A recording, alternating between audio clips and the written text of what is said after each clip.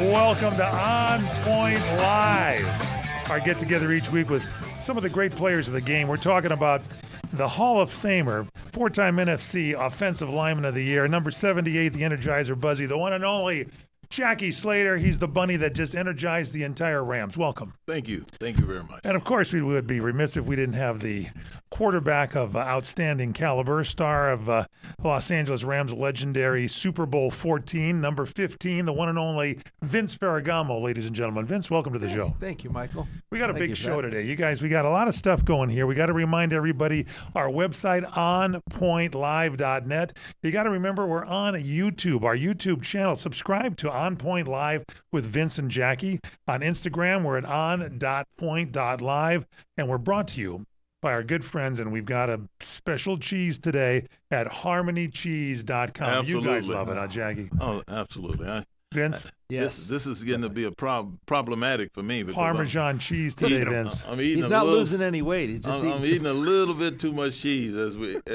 go through Try the the cheese. Email us onpoint@crntalk.com, onpoint@crntalk.com. You can hear the show on radio stations around the country. Just go to crntalk.com, click on the beautiful photograph of Jackie and Vince sitting there, and it'll take you right to the page and tell you all the times it's on. It's on CRN, by the way, crntalk.com. Tuesdays at 4 p.m. Pacific and 8 p.m. Pacific time. Wednesday at 11 a.m. Saturdays at 8. Sunday at 6. And now on 790 KABC. How about that? Saturday night, Sunday morning. It's about time. It's about time we got it going there. Good to our flagship 790. And in Chicago, too.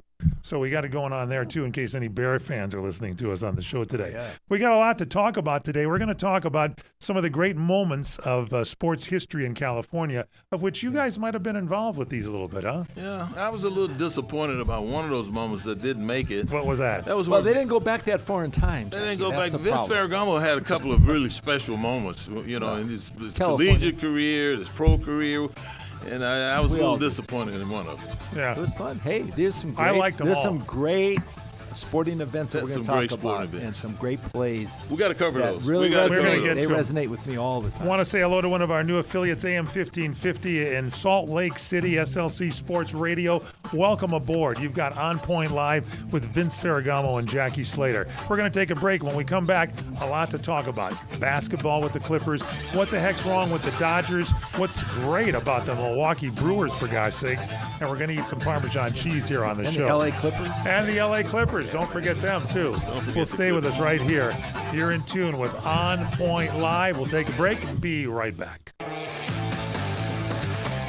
Welcome back to On Point Live. I'm Michael Horn with the stars of our show, the one and only Vince Ferragamo, Jackie Slater from the Los Angeles Rams. We got something to talk about. ESPN, gentlemen, has come out with top 5 plays of California sports. And you guys are involved in California sports. Oh, yeah. So can we go down the list a little bit? They say number 5 is Marcus Allen's 74-yard touchdown run in Super Bowl 18 in 1984. Absolutely. Jackie, you were hot about this one. You love this one. I did love you? this one. I was at this game, as a matter of fact. Really? Yeah, I was there. And I was working for the LA Times. They had me to come out there, and me and a couple other guys to sit there and interview and be interviewed and meet some of their top clients there. It was really cool. But to sit there and to watch that play, and I know Marcus. I've watched him for years, and I've never really looked at him as a speed burner like Eric Dickerson or Wendell Tyler, those guys that can really, really run fast. I never looked at him like that. But watching that play from where I was at about the 50-yard line, this guy looked like he turned on a gear that I didn't even know he had, man. It was an amazing, amazing play. Wasn't he shifty though, Jackie? Yes, he very looked like he shifty. was going to be tackled by the Redskins in the backfield, and he went one direction, then he cut back the other way. Then he escaped, and he The went lateral. a vertical. He went straight up north and south. It man. looked like he was running past a bunch of fence posts. The Yeah. guys were moving that slow. A like they didn't know where 74-yard the ball He was. was gallop. slippery, man. He made that run. That turned the whole tide around for It the did. Raiders, It man. did. They went on to win that Super Bowl. That they'll be was showing pretty- that pretty play. forever. Raiders against Washington. What a great Yep. final score. Raiders 38, Washington 9.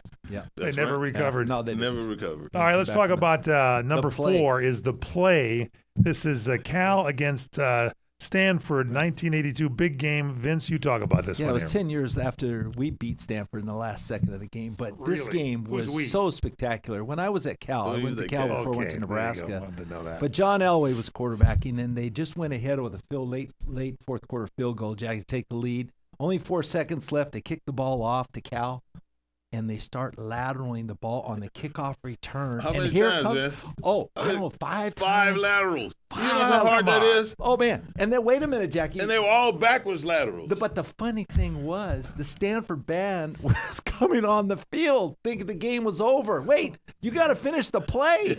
And the last guy who grabbed the ball overran the trombone player. Get in the end zone. I mean, it was so remarkable. I mean, it's something you could never forget. So the trombone player was trying to make the tackle? Yeah. No, the trombone player was ready to come out and start playing and having a good time, but he just got in the way. That's classic. Man. Oh, yeah. I ran missed that over one. the Stanford band. Oh, you didn't see that? I didn't see that one. You got to see the highlights of that. I gotta see And that. both those games were at Cal, too. I bet we can watch it on YouTube, when we beat right? them at Cal. Yeah, Okay, you can see it. All right, that's simply called the play. The play. And they were talking about the band. Okay, let's get into some basketball. Number 3, Kobe Bryant's lob to Shaq. Yes. Game 7 against the Blazers, 2000 Western Conference Finals. Yeah, everybody's going to remember that one. This was the play. This was the highlight play that started the Kobe Shaq dynasty, in my opinion. Yeah. Really? Oh, yeah. Because remember, Kobe, he drove to the basket, and he just kind of lobbed the ball up. And, most of the time on those slam dunks like that, the guys are doing it with both hands.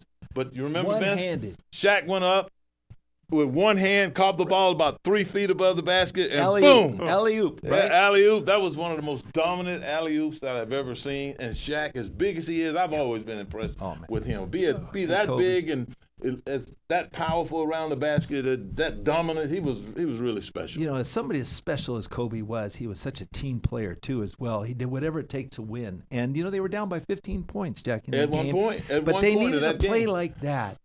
Great teams need a spark. And those kind of guys really come up and create that spark. They do. And Let me ask you a question, because that's the key. Team. It's the mental part of the game, and sometimes a play like that turns everything around. You're down by 15. Next thing you know, game is tied and you're winning. What can you recall a time on the Rams when you guys were playing and there was a spark? Well, Jackie, something like this. I knew he could do it. Yeah. I knew it. I looked at Jackie one time playing Atlanta we needed a touchdown. We're down on the 1 foot line. And I looked at Jackie in the huddle. Jackie, we're coming right over you.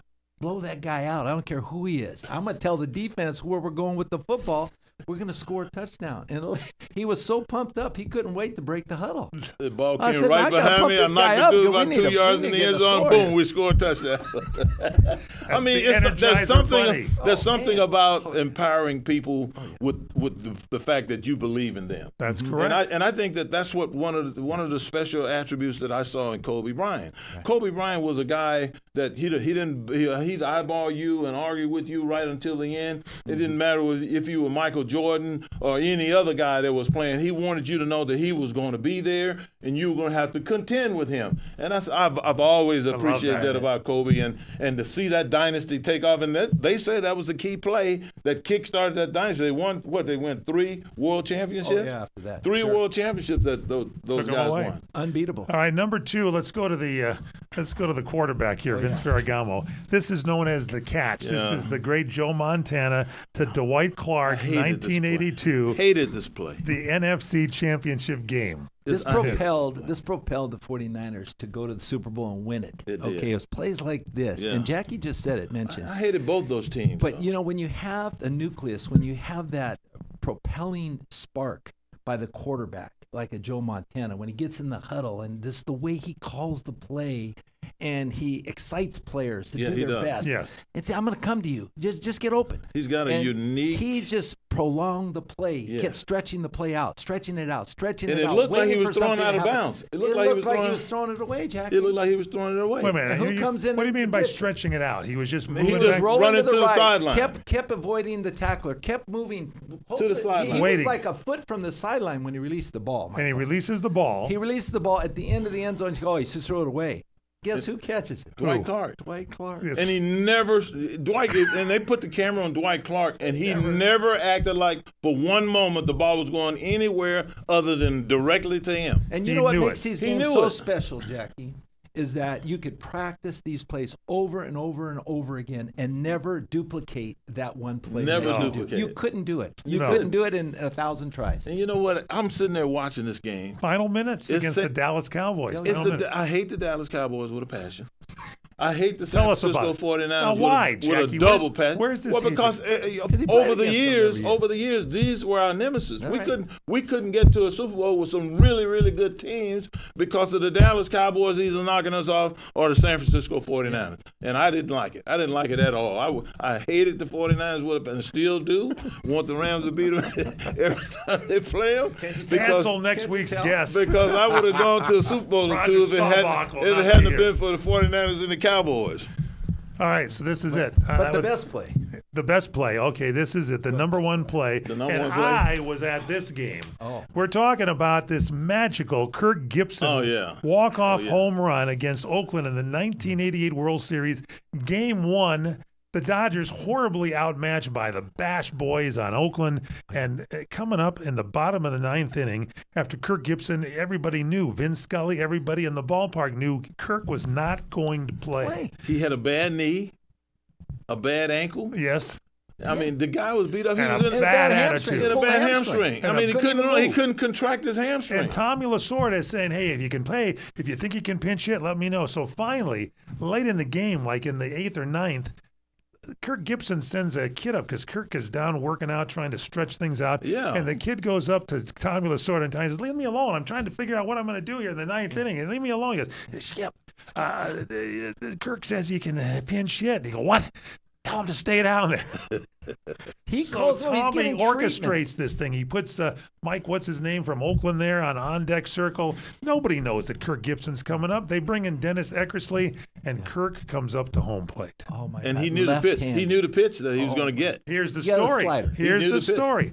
And I love this about you athletes because Kirk Gibson knew, according to a Dodger scout, that if it gets to be a 3-2 count, Eckersley will come in with a backdoor slider. Goes to 3-2. Kirk Gibson backs out of the plate. You watch him back out. He's thinking about it, goes back in. There's the backdoor slider. There's the home run to right field. It was unbelievable. It was. Unbelievable. The greatest moment in he's- sports history. He can't get around the base path. He's doing like this two He couldn't times. contract his hamstring. I could He was believe dragging what his a leg. What are great your momentous thoughts? moment. Your thoughts on great sport moments? Email us onpoint@crntalk.com, onpoint@crntalk.com. And while you're at it, go to harmonycheese.com and get some of Vince's famous Parmesan cheese we'll be talking about. You're in tune with On Point Live. Jackie Slater, Vince Ferragamo. We're going to take a break. When we come back, maybe some other great plays that have been missed. We'll have them for you when we continue with On Point Live. We're back with On Point Live. I'm Michael Horn, Jackie Slater, Vince Ferragamo. All right, we told you the top 5 moments from ESPN and California sports history. Let's get into honorable mentions. Vince, were you involved in anything at all? But of course. Jackie, tell us about He it. fell just below the biggest one for me. Now he could talk about his football stuff at Cal. I never even watched a Cal game in my life. Oh, come on. Even when he was there. But what I How do, about Nebraska? what I do remember watching was being on the football field when we're trying to beat the Dallas Cowboys, a team that I just told you a moment ago that I hate with a sincere passion. Yes. I hate him with a passion to this day. And seeing Billy White, I thought it was a deep post, Vince.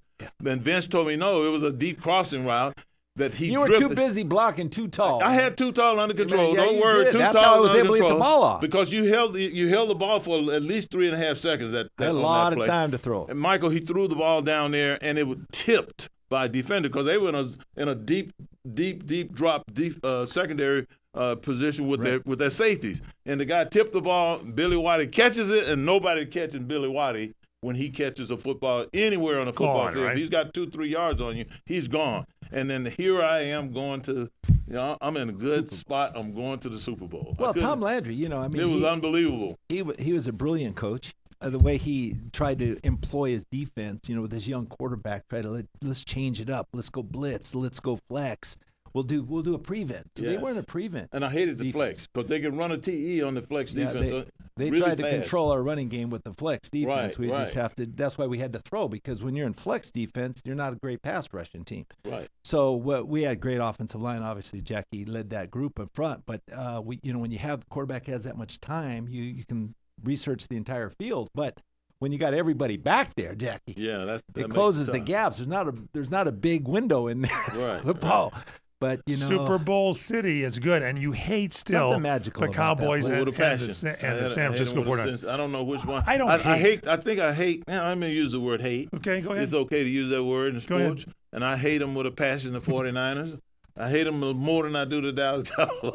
So here's how I say Because it. they stopped me for too many times I from gotcha. having a chance to go to the Super Bowl. So I love the Los Angeles Dodgers, my favorite team. Mm-hmm. My second favorite team, anybody playing the San Francisco Giants or the San Diego Padres. That's my hate. yeah, That's for you. okay. Now, So I it's got, okay to have that. I got Okay? one other game for you in LA sports history. If you're a hockey fan, the stunner at Staples, April 23rd, 2001, I was at that game.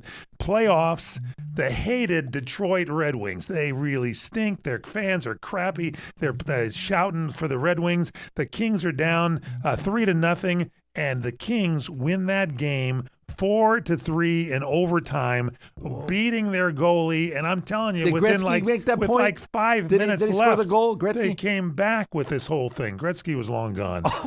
So I'm telling you, it's a great game. The stunner at Staples, it was a The great stunner game. at Staples. And the Red Wings goalie retired, See, I think, like, and left I like the game. those names you hang on those great games. Thanks to Bob The Miller for stunner naming at that. Staples. The Yeah. stunner at Staples. All right, let's get into some tragic news now. Okay. What's going on here with the NFL Player Association? This chief strategy officer, JC, is it Treader? Is that his name? Resigning from his position? What's the latest on that, Vince? Yeah, J.C. Treader was an executive with the NFL Players Association. He just resigned, but he resigned, days after the resignation of Lloyd Howell, who was the executive director. And the problem with secrecy when you're dealing at this level, it cannot, anything has to be done within confined quarters. But when you're talking about confidentiality, information that needs to be shared by both teams, that's a problem. And they had the league and the NFL Players Association struck an unusual confidentiality agreement, to hide, discovering that the NFL is pushing to lower guarantees in player contracts. So that information, it cannot be hidden. That has to be exposed. And if you're hiding it from the players, that's a bad deal. And I think that's one of the things that led to the resignation of these directors. You were right when you said one of the things. Yeah. The thing that concerned me was that Mr. Powell was working for a company Mm-hmm. that is responsible for securing minority ownership positions from the NFL. The NFL with a few teams now. I think Philadelphia is one. Is Denver one? Buffalo. Buffalo is Miami Dolphins. Miami Dolphins. These teams have sold Giants. minority interest in their clubs to investors, and Mr. Powell is working for a company that facilitates those purchases. Mm-hmm. Now he's doing that, and then he is the executive director of the union. That is Conflict of interest. you can't work on both sides of the table, and that's unfortunate. That the NFLPA has been a special organization for football players for years and years and years, and it has always been an organization who has had a motto of taking care of the players past, present, and future.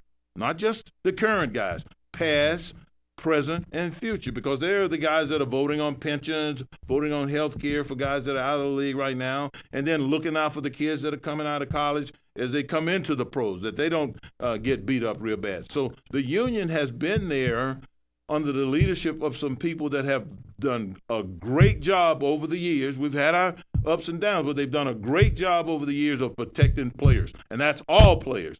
And when we get a situation like this, which is absolutely unheard of in Vince and I's association with this great game. It has to be corrected, and I think it will be. And the other thing too, Jackie, is Yes. when you misappropriate funds and you're in a position to take advantage of that, that's a wrongdoing. And when Mr. Howell was misappropriating funds Was to he? do personal gain, to go out on his own, Well, according you to don't this, use that to conflict with business, and that's personal. So use your own money. He's making $3.6 million, as a director. You don't need to appropriate funds that are held within the union confines. Now, Howell also resigned abruptly after ESPN inquired about an outside investigator receiving documentation showing 2 union-funded strip club visits.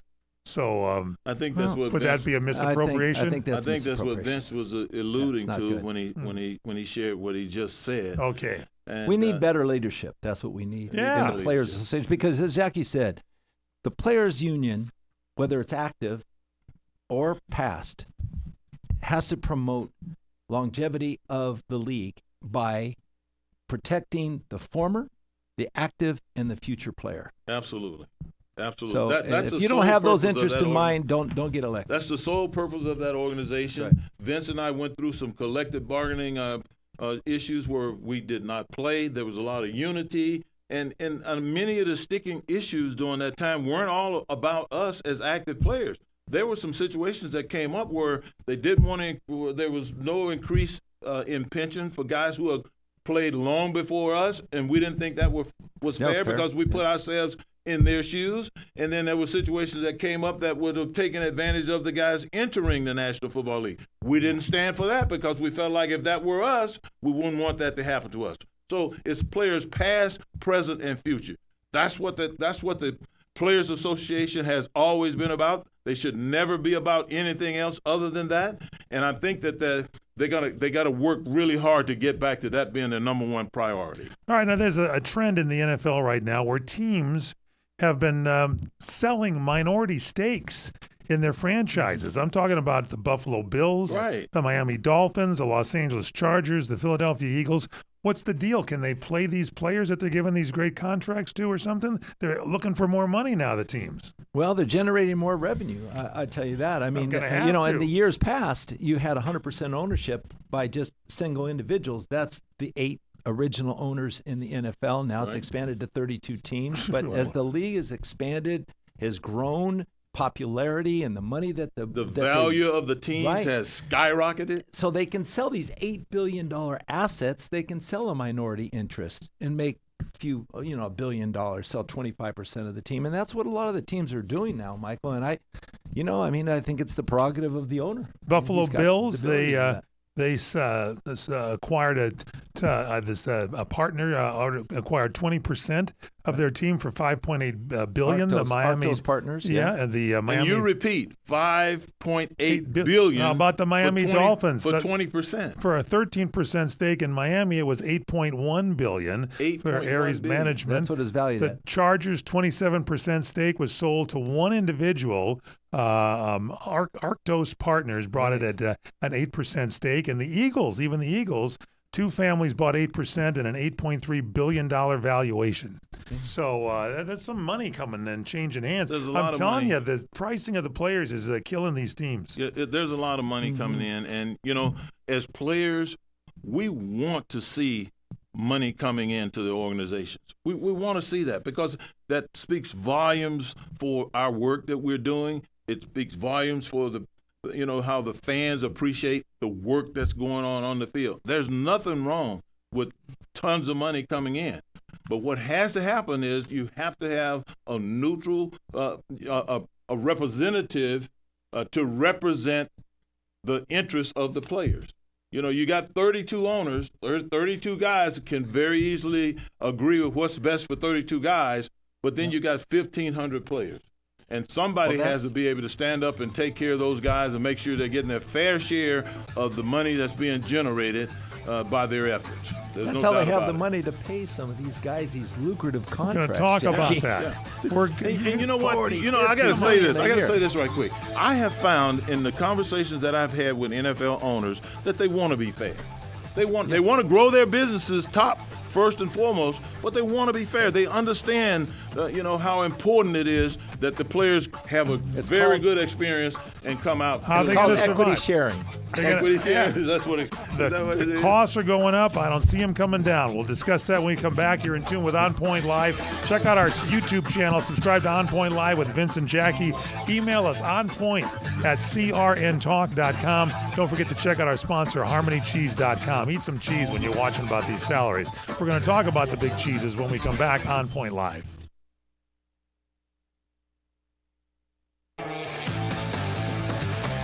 Welcome back to On Point Live. I'm Michael Horn, Vince Ferragamo, Jackie Slater. All right, we talked about these poor team owners. They're having to sell parts of their team off to keep up with the salaries that are skyrocketing. And one guy who's not is very happy these days, T.J. Watt. T.J. Watt. Apparently made a deal of Vince, Jackie, right? Yeah. Patience is a virtue, right, Jackie? Because he waited and waited. He did. And he saw what Myles Garrett got. Yeah. So Yes. he says, I got to just do one step better than that. Exactly. Yeah. So Myles got $40 million a year. Yeah. Yep. TJ got $41 million a year. He's the highest Highest paid paid non-quarterback. non-quarterback in pro football history. Now, Vince and I was having a conversation on the way in. He said, Jackie, which one of these guys would you rather have to deal with? There you go. And my thoughts were, give me T.J. Watt. T.J. Watt is a smaller guy. He's not as big as Myles Garrett. But then when you look at the way he impacts the game, if I had to be responsible for dealing with T.J. Watt in all the particular areas that he impacts the game, I wouldn't want anything to do. I wouldn't want anything to do with him, because if you look at it, the guy's got the most sacks since 2017 in the NFL at 108. He's got the most quarterback hits on 225. He's got most tackle for losses, 126, Since 2017. and the most forced fumbles. Now He's disruptive, Yeah, no he's- doubt. Since no doubt- 2017, he's been something else, hasn't he? Yeah, but if you think about Myles Garrett, for me, my first thought is, man, this dude is 6'6".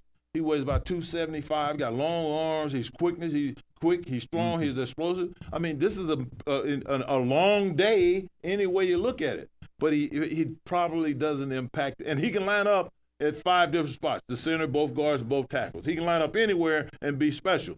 But he doesn't have the overall impact that you see with the numbers that T.J. Watt is putting. May I speak for our viewers and listeners when I ask you, Vince?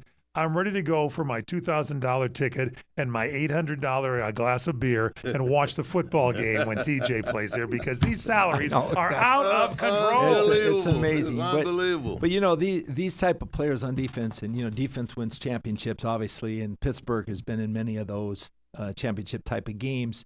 But both these guys are so much on the radar for offenses, because if you misplace these two guys in the lineup, If you don't account Myles, for if them. you don't count for them, Every single snap. every play, then something bad's going to happen. Every on snap, offense. Michael, you have to know where they So- are every snap. So that's the meaning behind what they're getting paid, Michael, and that's just a May I byproduct ask of you- your hard you- work. May I ask you and to what a you've personal done. qu- Before Okay. Can I you ask you a before you question? ask, I want to Okay. reiterate what he said. My son was playing with the New England Patriots. As Yes. you know, he played with them for a long time. Great player. And they got ready to play the Baltimore Ravens. And what's the safety's name? The Hall Hamilton. of Fame. Hamilton. No. The other guy. He's a Hall of Fame safety. Oh, And he said that Coach Belichick came up to address the team, the first meeting before they got ready to play Baltimore.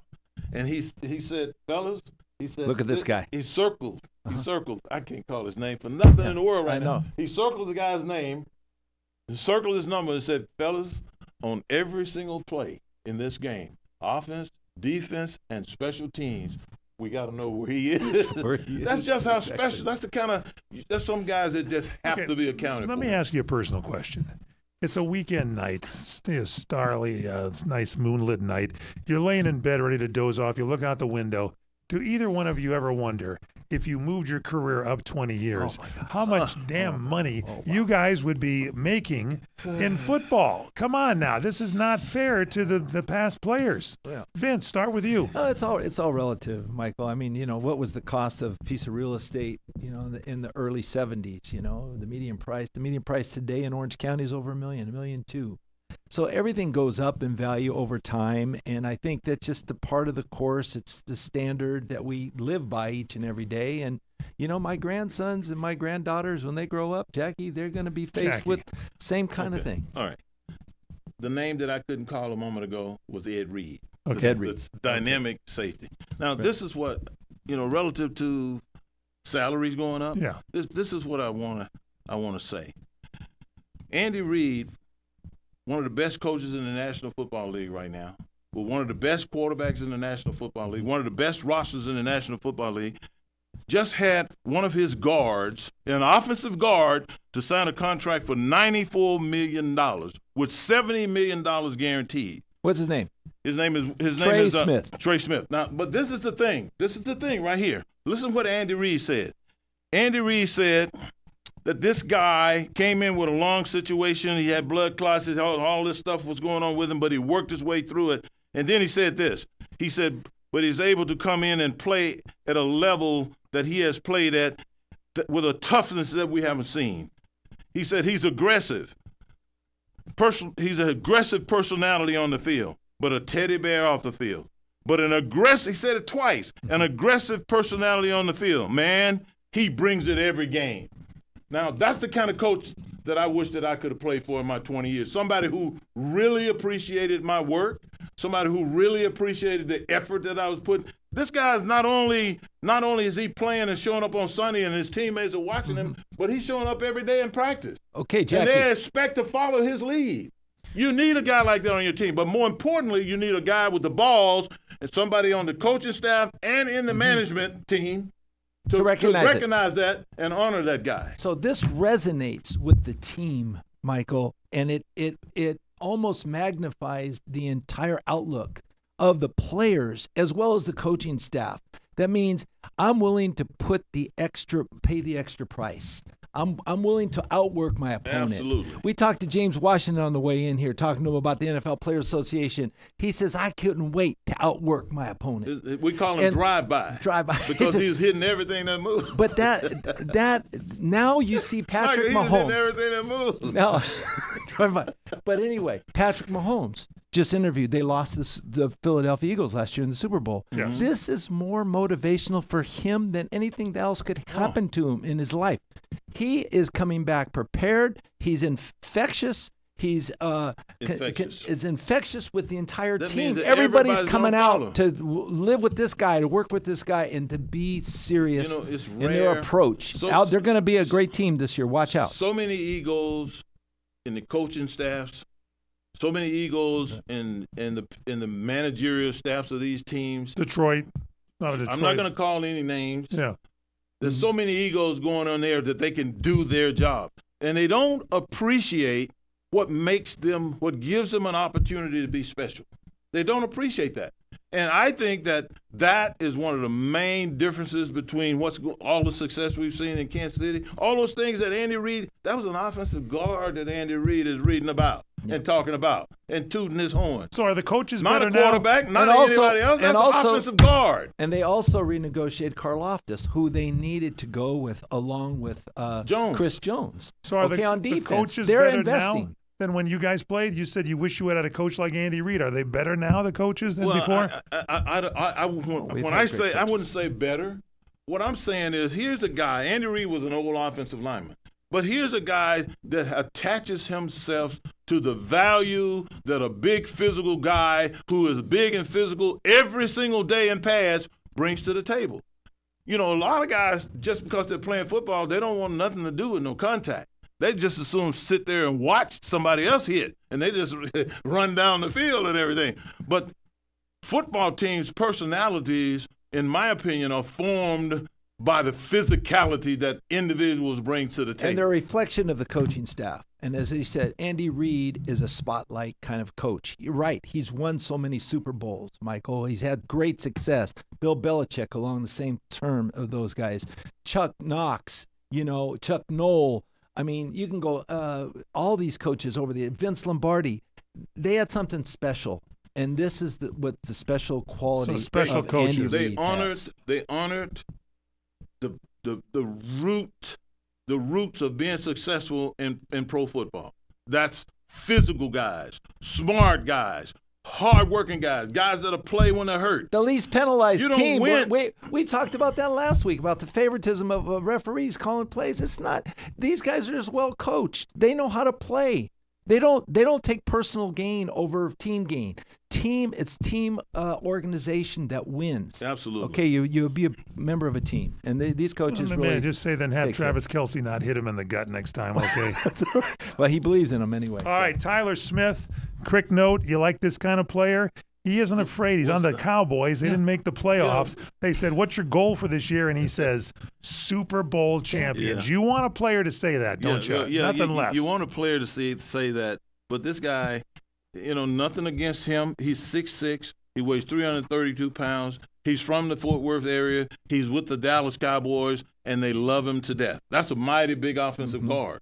But for him to make that statement in light of what we have seen with that organization over there, and I trust the owner is doing a fantastic job of trying to right the wrongs over there. But they've had a lot of problems in Dallas. They got arguably the best pass rusher in the National Football League right now, Michael Parsons, sitting there and he's sitting there waiting to get a contract. Why is he waiting so long to get a contract? T.J. Watt got paid. Myles Garrett got paid. He'll get taken care of. What's taking so long? But do you think the Dallas Cowboys, it's unrealistic to think that they won't be in the Super Bowl? I don't really think so. I think they have a shot. You think they have a shot? They do have a shot, Jackie. This is a rejuvenated team, and it's going to start at the top, not from the bottom. It's going to start at the top and work down. Do you like the coaches? You like what they're doing with the quarterback? Schottenheimer, I think so. I think he's got everybody on the right page. I think they're gonna be much improved this year and have a different work ethic. Last year they didn't have that work ethic. I don't think they had to go on and win. And when you say work ethic, are you referring to the players? The coaches? What are you referring to? Everybody. Everybody. In the entire well, maybe down. you're right, Vince, and I certainly hope so, because Jerry Jones is a man that I have much respect for. I have seen him take a lot of pride. He was an offensive lineman. They've been very quiet this offseason. Did you know that Jerry Jones was an offensive lineman? He was a guard, I believe. Yeah. And he's taken a lot of pride in the physical guys that he's had up front over the years. So I've always appreciated it about him and pulled for him. But I've seen a lot of things that's going to have to be corrected right now in order for them to go to the Super Bowl. Well, that could be one of the toughest divisions. That NFC East. With the Giants, the Commanders, and the Eagles. Follow me to the Intuit Dome now. Let's do a little basketball. Chris Paul, Vince Ferragamo returning to the Clippers. Your thoughts? Well, I like that idea. I think that's going to be great for the Clippers. I mean, they're in the West. Why? They have to contend with. Because he brings experience, Jackie. He's a great team concept. I mean, it doesn't matter. He's 45 years old. This guy knows how to win, okay? And they need something special. Play in 3 minutes Jackie, game? They got to beat the Timberwolves. They got to beat the Lakers. I think that's their biggest contest. They got to beat the Rockets. They got to beat the Thunder. They got to beat the Warriors. I mean, not only did they get him, they got Brooke Lopez. Okay, 7'1". Yeah, they're going to beef down below. They're going to help their offensive center now, Dubak, and they got John Collins, who's 6'9", and they picked up Bradley Beal, who's a great off the bench. I like him. Okay, as you saw last year in the Thunder, they have a quality team. All right, not only their top 5, you got to have more than top 5. Just ask the Nuggets. Right. Okay, you got Denver Nuggets too to talk about. Right. You're going to have some depth on this team, and they're building it. They're building it from within. Intuit Dome is going to light up. All right. Well, they're going to the Clippers are always going to be, unless they turn in a championship here in L.A., they're going to always be sucking the hand tit to the Lakers. And you know that. Well, as many championships as they've won here. Yeah, let's see what happens. All right, we're going to have to take a break. When we come back, we're going to have to eat some cheese. I'm sorry. We ran out of time in this segment. Don't apologize. Harmony for eating a cheese. Our reserve Parmesan is our featured cheese of the day, and we're going to talk about fun and easy pairings with it, especially with you, Vince Ferragamo. I like it. See, Parmesan, the this is a Reggiano. guy that wants to shred the cheese all the time. He wants the cheese. You can eat it anyway. He wants It's to shred so it. good. You Doesn't just matter don't how like you shredding, prepare do it. No, why you gotta shred? It Sprinkle goes on their little food. pieces of cheese on your food when you can just get chopped. Do it both ways. Hunks, Just bite off of hunks Bolognese. and shreds. Go to HarmonyCheese.com and check it out. HarmonyCheese.com will get it for you there. On Point Live brought to you by Harmony Cheese. Parmesan right around the corner. Stay with us here. Michael Horn, Vince Ferragamo, Jackie Slater. We love Harmony Cheese. Stay with us. Welcome back to On Point Live. Michael Horn, Vince Ferragamo, Jackie Slater. Check us out on YouTube, On Point Live with Vince and Jackie, our website, onpointlive.net. All right, Harmony Cheese has come up with their cheese of the week, and this is the Harmony Cheese Reserve Parm, as in Parmesan, Vince Ferragamo. Oh, I love it. That's sweet and salty. They say drizzle it with a touch of honey, any kind of honey. Yeah. The Parm's salty, nutty goodness just sings out. The honey sweetness is a match made in snacking heaven. Yeah, now that sounds like a cheese that we don't necessarily have to shred. Fruit Fiesta Fanatic for you. Now, you pair this with some crisp apple slices, possibly like Honey Crisp, Granny Smith, a handful of maybe dried cranberries, the fresh crunch or tart chewiness perfectly highlights the Parmesan cheese. Just finish it with a nice glass of red Ferragamo Super Tuscan. The wine lover's whisperer. You sip it alongside maybe a light-bodied red like a Pinot Noir, maybe a sparkler like a Prosecco, or an Italian varietal like the Italian Super Tuscan. From Ferragamo Vineyards. Cabernet Franc. It's it's fruit. Here's the deal. The fruitiness. Did we get our package? If you get our cheese hold package? on, Jackie. If you get the sparkling of a Prosecco with it, it's kind of like erupts in your mouth. It's great. Right, no, we did not. We're out to go ahead and order that. And then the zing, you sprinkle a little bit of some freshly cracked black pepper I have a problem with you, Vince. You want to do too much sprinkling with the cheese. Why you got to sprinkle your cheese all the time? Why you got to grade? You talking about sprinkles. He talking about grade. Why you got to do that? Why can't you just take the cheese, cut you off a couple of chunks of it, get yourself some premium saltines or some vanilla wafers, and eat your cheese like that? You got to do things in moderation. Or even still, you got to do things in moderation. Take it and put it on a piece of wheat toast. Put it in the oven and melt it down. We got to talk about baseball. Put some ham and bologna on that. The Dodgers suck. They're in a they're just in a little slump. Don't worry about Mookie Betts and Freddie Freeman. They're going to be fine. These guys don't know how to gain weight. It's a hot team right now, the Milwaukee Brewers. They've won 10 hot. Detroit Lions. Harmony by cheese, 11 games, Jackie, in the East. Oh, my goodness. I'm just disappointed that you two guys don't know how to eat your cheese. That's all I got to say. I got to tell you one thing. Come on, Dodgers. I'm ready to go out. Let's go, baby. This is a great show. We get a little crazy, but the one thing you have to remember here is get the Harmony cheese at harmonycheese.com. And by all means, the one thing we always want you to remember, when everybody shout at the same time, what do we always say? Stay on point.